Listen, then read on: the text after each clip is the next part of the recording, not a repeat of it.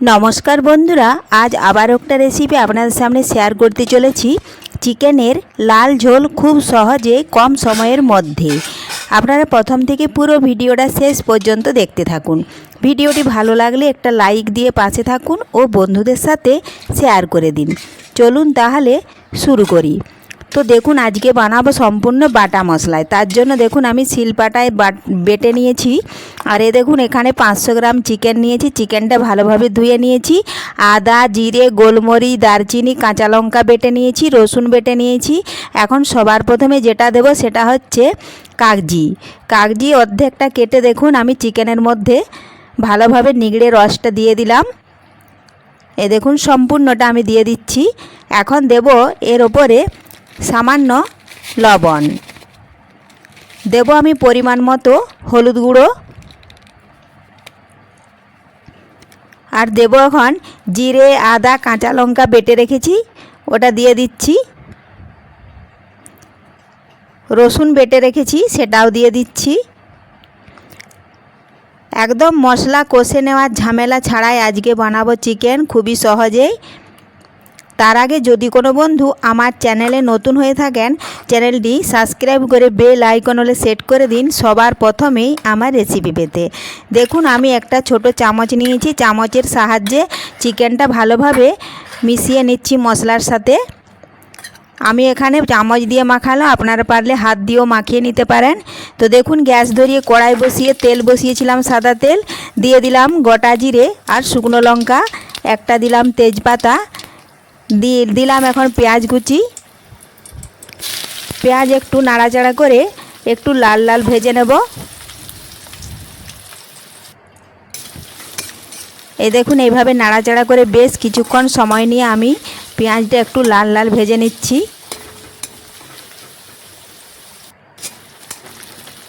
যেদিন আমরা মশলা কষিয়ে থাকি সেদিন কিন্তু মশলা কষাতে অনেকক্ষণ সময় লেগে যায়। এজন্য আজকে কম সময়ের মধ্যে রান্না করব, এজন্যই মশলা কষাবো না, চিকেনের সাথে সমস্ত মশলা মাখিয়ে নিয়েছি। তো দেখুন বন্ধুরা পেঁয়াজটা অনেকটাই লাল হয়ে এসছে। এখন আমি দিয়ে দিচ্ছি সামান্য পরিমাণে হলুদ গুঁড়ো আর দেব লাল লঙ্কার গুঁড়ো। যেহেতু আমি চিকেনের সাথে হলুদ গুঁড়ো মাখিয়ে নিয়েছি এজন্যই বেশি দিলাম না, কম করে দিলাম, তাহলে পেঁয়াজটা কিন্তু আবারও তাড়াতাড়ি শিগগির লাল লাল ভাজা হয়ে যাবে। তো দেখুন বন্ধুরা লাল লাল ভাজা হয়ে গেছে। এখন মাখিয়ে রাখা চিকেন আমি দিয়ে দিচ্ছি। একটু বাটিটা ধুয়ে জল দিয়ে দিচ্ছি। এখন ভালোভাবে নাড়াচাড়া করে বেশ কিছুক্ষণ সময় নিয়ে আমি চিকেনটা একটু মিশিয়ে নিচ্ছি। এইভাবে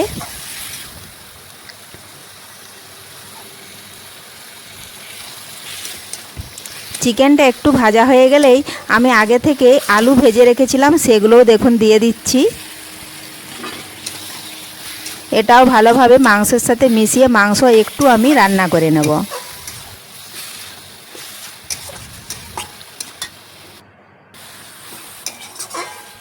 তো দেখুন বন্ধুরা বেশ কিছুক্ষণ রান্না করে নিয়েছি। এখন আমি 2 মিনিটের জন্য ঢাকা দিয়ে রেখে দেব, তাহলে চিকেন আলু ভালোভাবে অনেকটাই রান্না হয়ে যাবে। তো ফিরে এলাম বন্ধুরা 2 মিনিট পর। দেখুন ঢাকা তুলে নিয়েছি, চিকেন থেকে কিন্তু অনেকটাই জল বের হয়েছে। এই দেখুন আবারও নাড়াচাড়া করে রান্না করে নিচ্ছি। এইভাবে বেশ কিছুক্ষণ দেখুন রান্না করে নিলেই কিন্তু চিকেনটা ভালোভাবে কষানো হয়ে যাবে। আমি আবারও একটু দিয়ে দিলাম লাল লঙ্কার গুঁড়ো কালারের জন্য। ভালোভাবে চিকেনের সাথে মিশিয়ে নিচ্ছি। এইভাবে সমস্ত কিছু দেখুন মেশাতে মেশাতে চিকেনটা কিন্তু আমার ভালোভাবে কষানো হয়ে গেছে। এখন আমি ঝোলের জন্য পরিমাণ মতো জল দিয়ে দেব। এই দেখুন তেল ছাড়তে শুরু করেছে, কষানো ভালোভাবে হয়ে গেছে। যেহেতু এখানে আমি চিকেনের ঝোল বানাবো এজন্যই আমি পরিমাণ মতো জলটা দিয়ে দেব।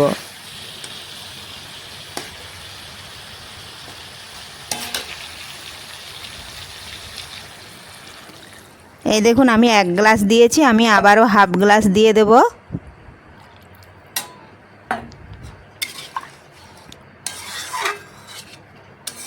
এখন নাড়াচাড়া করে ভালোভাবে একটু দেখুন কড়ার সাইডে লেগে আছে, সেগুলোও কিন্তু খুরপিটা দিয়ে ছাড়িয়ে মিশিয়ে নিলাম। এখন একটু ফোটা পর্যন্ত অপেক্ষা করব।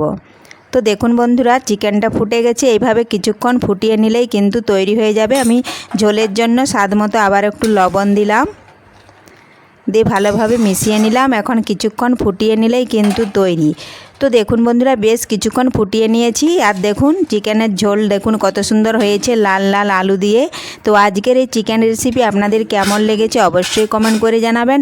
পুরো ভিডিওটা ভালো লাগলে লাইক, শেয়ার ও সাবস্ক্রাইব করে আমার পাশে থাকবেন। ধন্যবাদ। আজকের মতো এখানেই শেষ করছি। ফিরে আসবো আবারও নতুন কোনো রেসিপি নিয়ে। দেখা হবে পরের ভিডিওতে।